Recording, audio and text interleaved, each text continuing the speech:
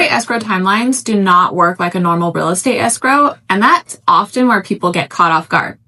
I'm Chelsie Runnings, a Sonoma County real estate agent specializing in probate and inherited home sales. In a probate sale, escrow doesn't truly begin until the court process allows for it. Once an offer is accepted, the next steps may include court confirmation, notice to beneficiaries, and a public hearing where overbidding can occur depending on the type of probate authority. When court confirmation is involved, only after the confirmation hearing and approval of sale does escrow move forward in the traditional sense. Deposits are released, title clears, lenders step in if needed, and closing timelines are then set.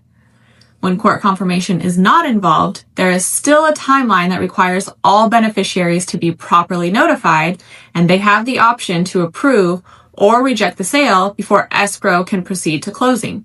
This is why probate escrows can often take longer than standard sales, and why buyers and sellers must be prepared for the process.